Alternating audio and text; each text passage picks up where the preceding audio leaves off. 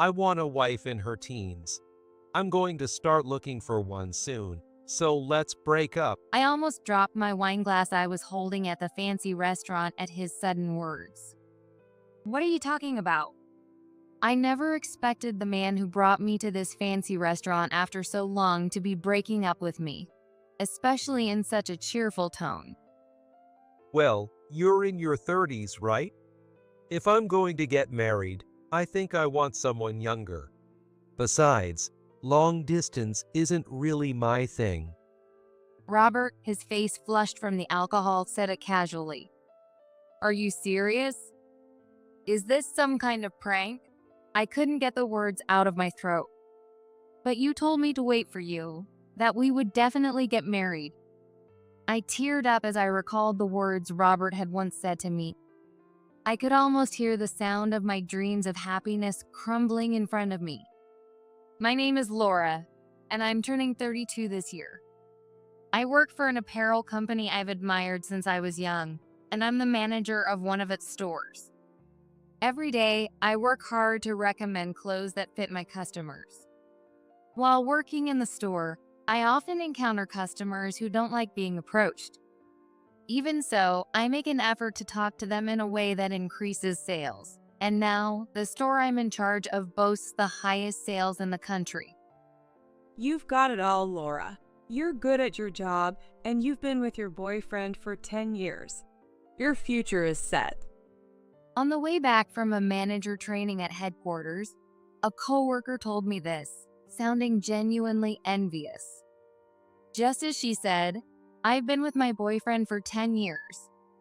His name is Robert, and he works for a major insurance company.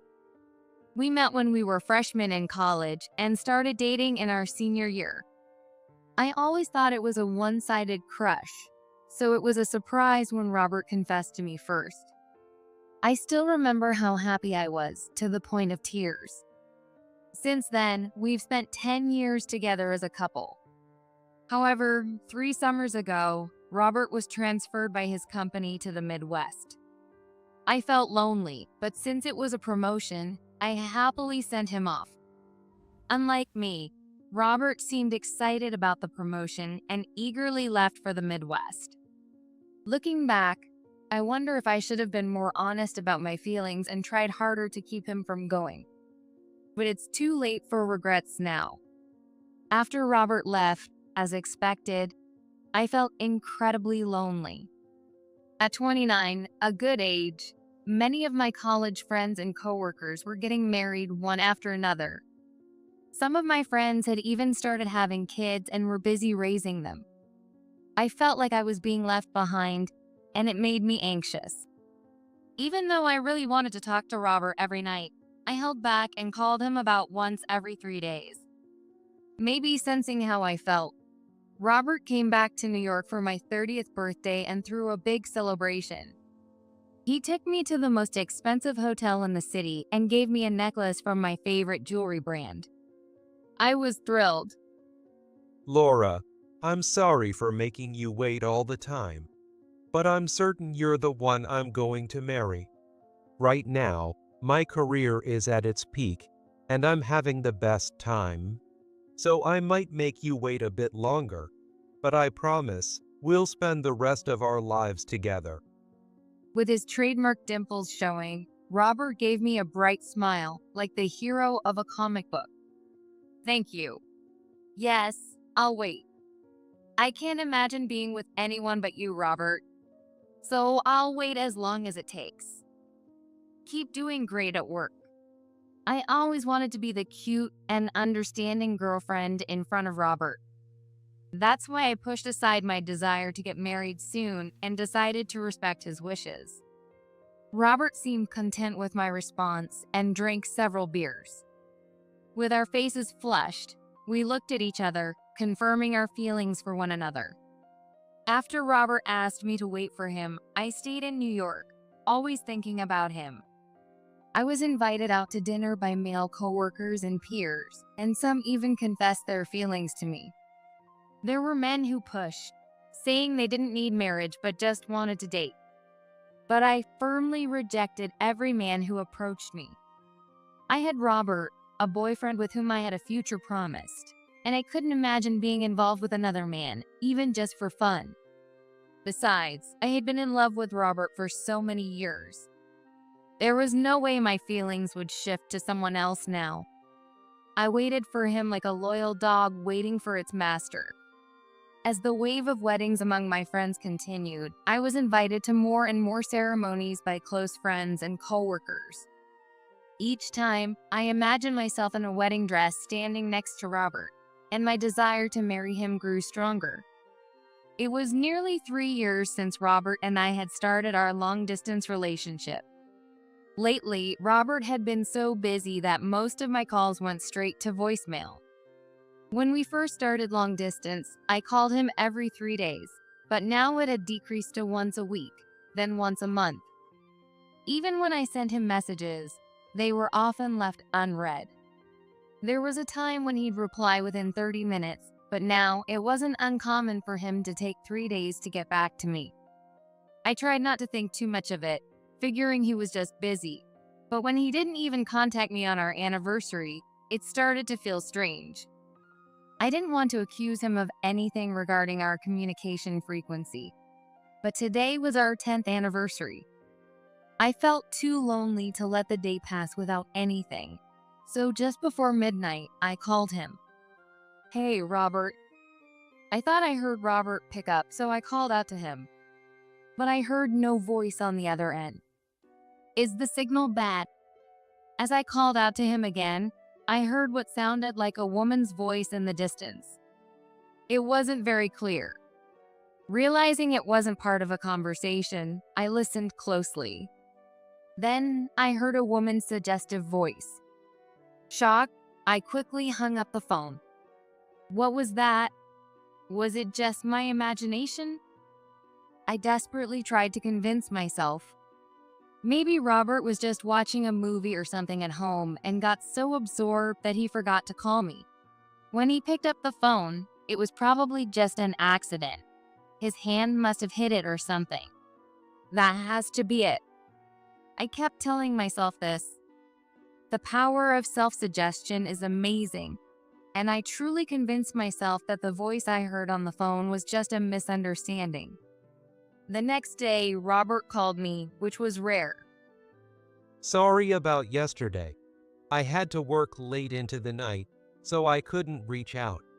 Yesterday was our 10-year anniversary, right? I'm sorry I was late, but thank you for the past 10 years. Laura, you're the best woman for me. I could almost picture Robert looking apologetic on the other end of the line. But since he quickly apologized and reassured me, I thought once again how wonderful he was. No, it's okay. You were busy. I'm sorry for calling so many times. I'm really happy to be your girlfriend, Robert. Thank you so much. The saying, "love is blind," couldn't be more true. I was so thrilled that Robert called me that I completely forgot about the strange voice from the night before. Thanks again. By the way, last night, did you call me? I must have answered the call in my sleep when my arm hit the phone. But did you hear anything? What? I was surprised when Robert brought up the call from last night. The woman's voice flashed in my mind, but by then I had convinced myself it was all in my head. No, nothing in particular. Okay, good. Laura, I'm really sorry for always making you wait. I love you. With that, Robert hung up the phone. Robert, you're really working hard, aren't you? I'm not the only one feeling lonely in this long-distance relationship. Robert must also really want to call and meet up more often. But right now, his career is at a crucial point. I don't want to be a burden. I dreamt like a girl, hoping that Robert's career would go well, and we could get married in the best way possible. I got a day off on Laura's birthday. I'll be back in New York, so let's go out to eat. That happy news from Robert came 1 week before my 32nd birthday. Really? I'm so excited. I can't wait. Robert, who had been so busy, was making time just to come see me. With how little we had communicated recently, my excitement was through the roof. And on top of that, Robert had recently been promoted to sales manager. Now that he was officially promoted, I couldn't stop my heart from racing at the thought that he might propose.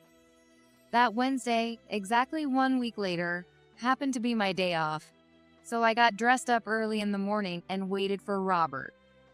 When I greeted him after his flight, I couldn't help but smile at the sight of my long-distance boyfriend. That day, we went on a date like we used to before the long distance, watching a movie, visiting a newly opened shopping mall. But something was different about Robert. Even when I got excited and bubbly, his attitude was indifferent. "What's wrong? Are you feeling okay?"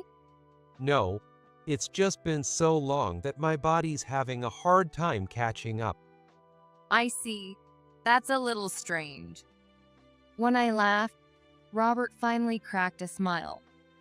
After that, we continued our date normally, and by the time it got dark, we decided it was time for dinner.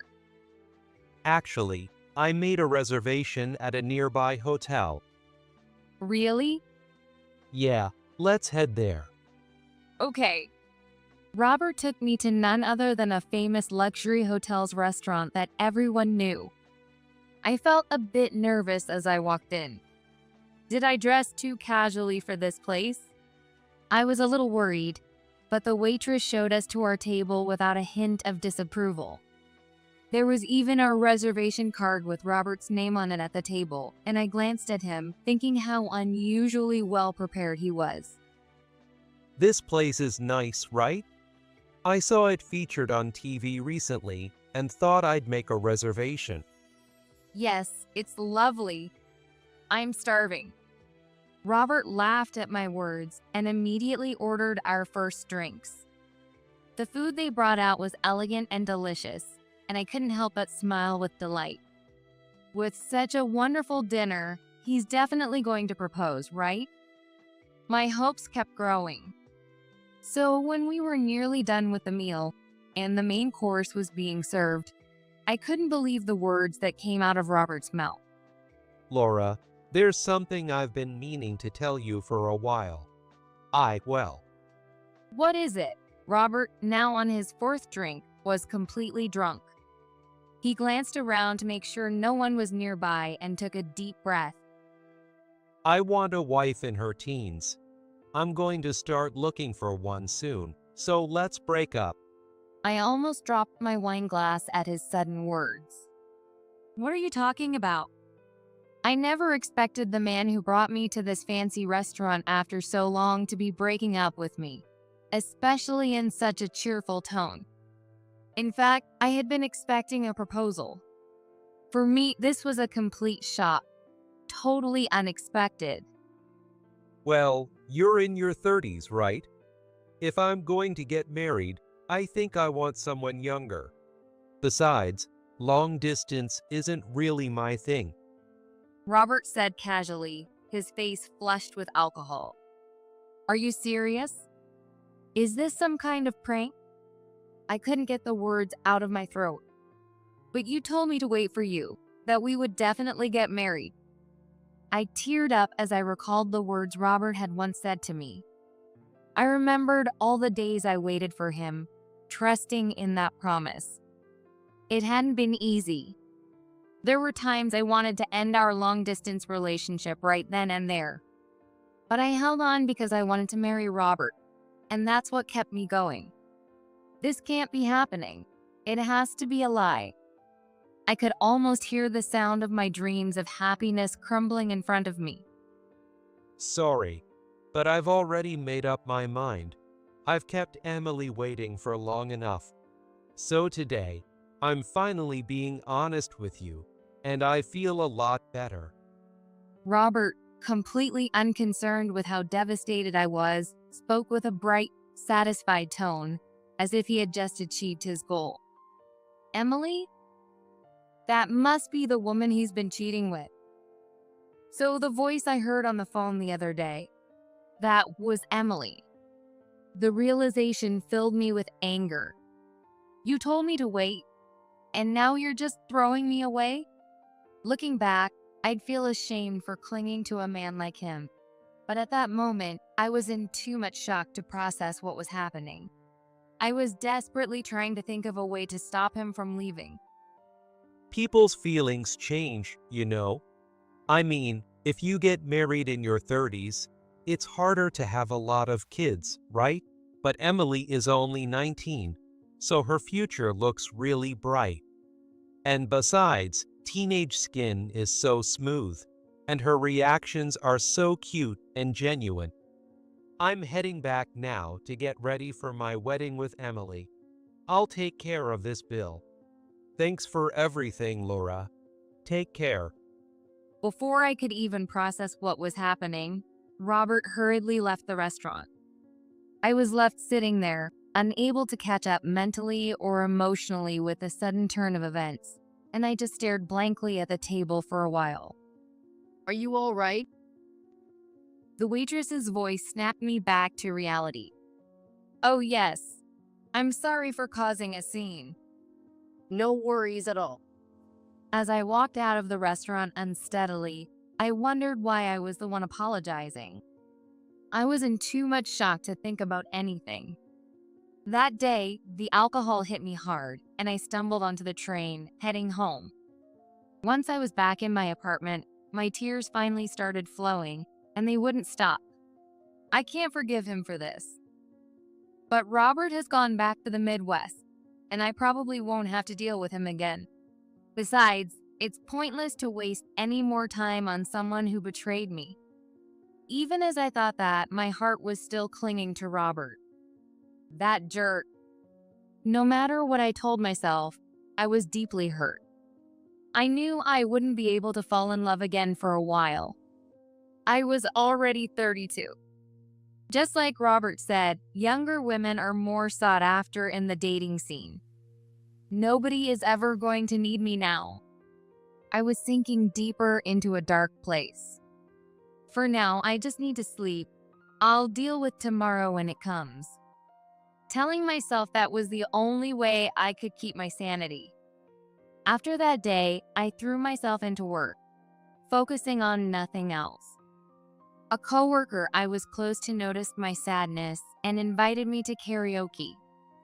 Singing my heart out did help me feel a bit better, and I was really grateful for that. When I worked at the store and helped couples or married customers, I'd still feel a little down sometimes. But I told myself that if I kept looking down, happiness would slip away, so I tried my hardest to stay positive. At first, it was forced, but eventually, my mood genuinely started to improve, and I was able to throw myself into my work again. In the midst of all this, I noticed a male customer who frequented my store. "You come by often, don't you? I'm glad you like our clothes." When I spoke to him, the male customer gave a shy smile before responding pleasantly. "Yeah, I can't help but drop by when I'm in the area." I was happy he complimented the clothes I loved so much. But then the customer looked down, his face turning red. "Actually, what I'm really interested in is you." "What?" I couldn't help but ask again. I thought I must have misheard. But the man said with a sharp look on his face. "Can I come by to see you again?" I felt my heart begin to race. "Yes, please, come by anytime." It would be a lie to say I wasn't happy. No, to be honest, I was really happy. But since I was the store manager and he was a customer, I wasn't sure if expressing my feelings so openly was okay, so I kept my answer polite. "I'll be back then." The customer, after hearing my response, left with a happy expression on his face. I found myself feeling excited, wondering when this male customer, whose name I didn't even know, would come by again. 3 years have passed since then. Now, I've quit the apparel company I worked for and opened my own store. The store is on the first floor, and the second and third floors are my home. Thanks to introducing the process of opening my store on a video platform before the launch, many customers have visited. Since most of my customers are younger, I promoted the store on social media, which helped turn it into a popular spot, even making waves in the media. A TV station interviewed me the other day. It's hard to believe everything that's happening to me, but with each new feature on TV or social media, I've come to realize just how successful my store has become. I was enjoying my busy, fulfilling days when one Sunday night, a call came into my shop. I was in the middle of calculating the week's sales. So since it was past closing time and I was busy, I thought about ignoring the call. The phone stopped ringing, but after a while, it started again. This repeated about 5 times. And once I'd finished the sales calculations, I finally picked up the receiver. "Hello, this is Boutique Laura." As I said the name of my store, which I'd named after myself, there was a brief silence on the other end.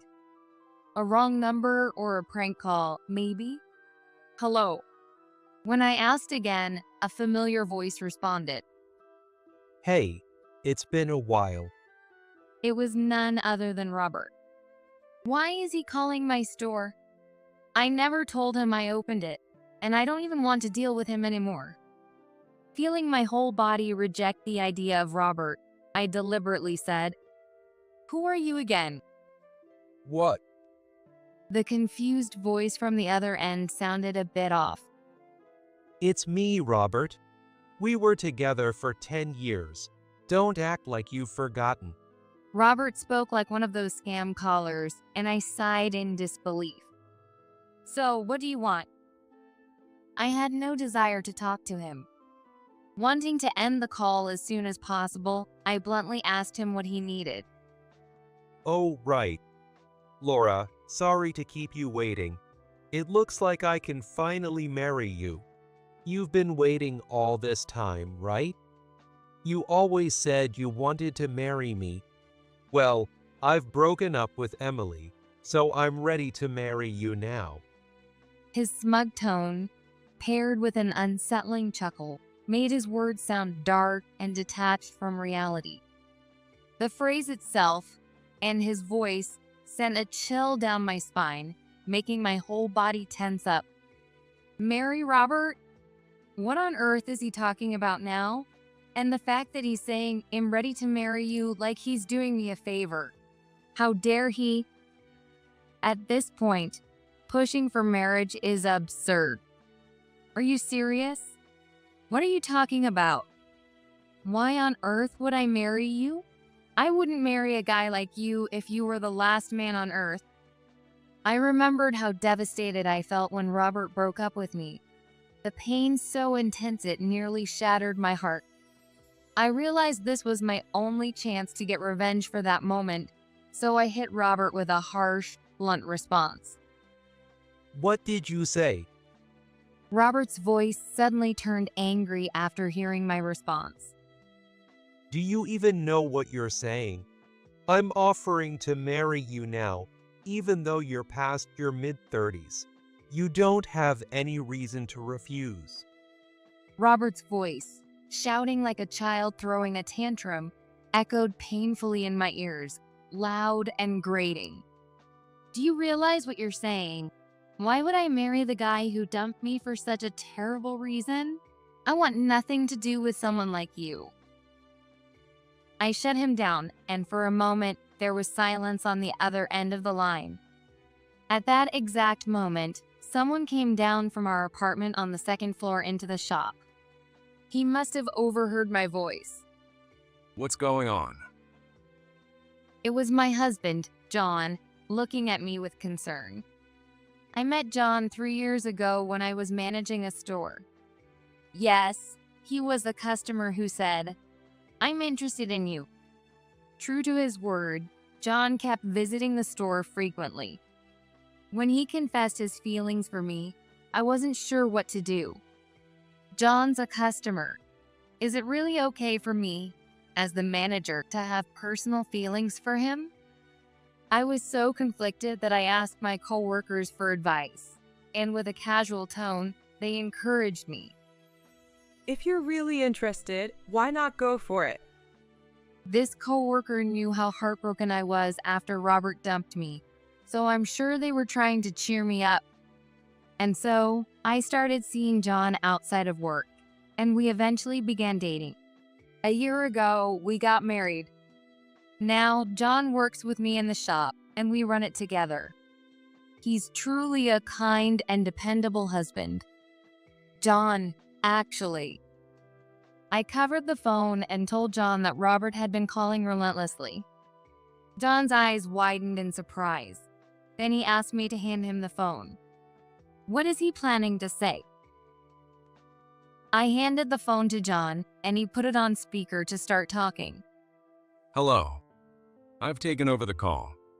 My name is John. Is this Robert? It's been a while.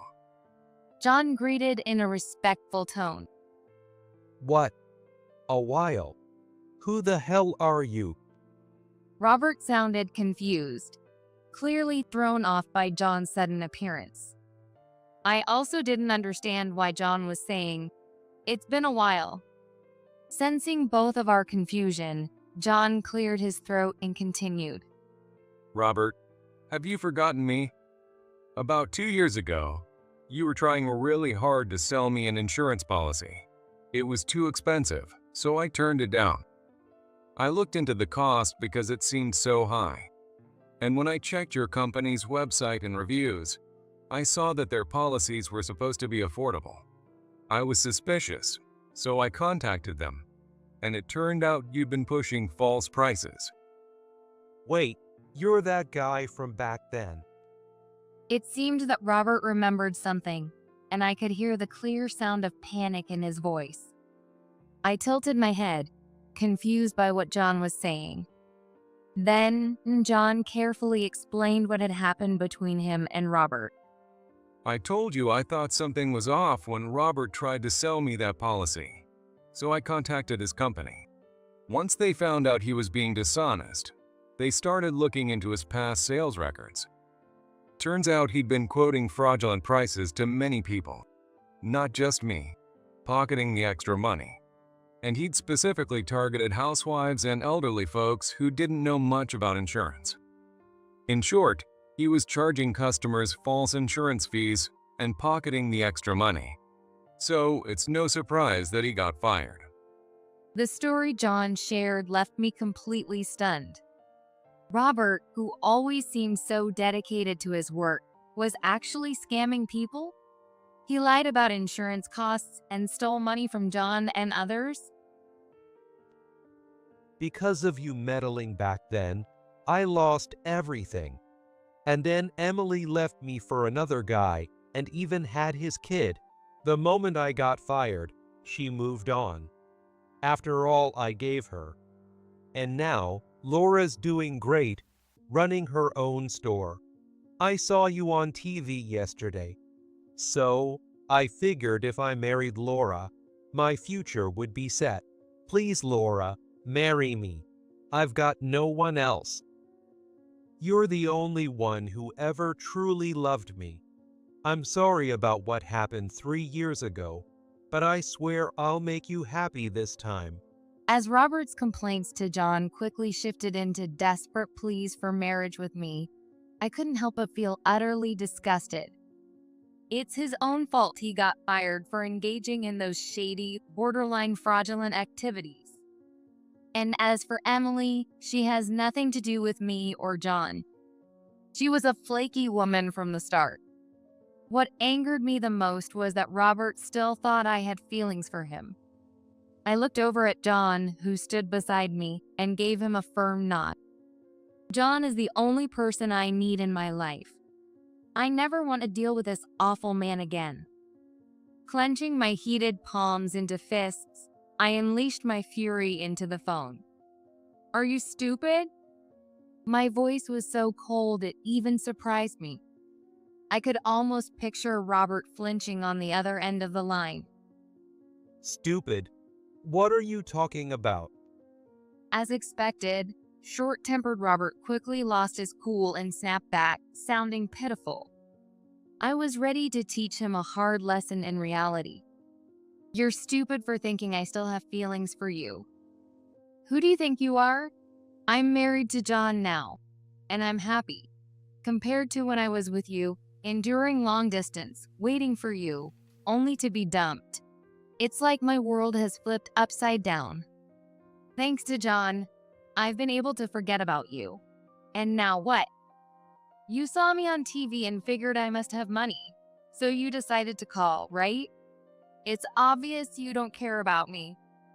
You dumped me so cruelly and only come back when it's convenient for you. Did you really think I'd still like you after all that? You're completely delusional. Losing your job and your girlfriend? You look pathetic. But honestly, it's the life you deserve. Got it. I have no regrets about you whatsoever. So don't contact me again. If you do, I'll report you to the police. Goodbye. Hey, wait a second. Ignoring Robert's voice, I hung up the phone. The store, which had echoed with Robert's pitiful shouting just moments ago, fell silent, as if nothing had ever happened. I let go of the tension I'd been holding on to and leaned against John. I'm sorry. I really lost my cool. No need to apologize. Anyone would be shaken by a call like that. Laura, thank you again for choosing me.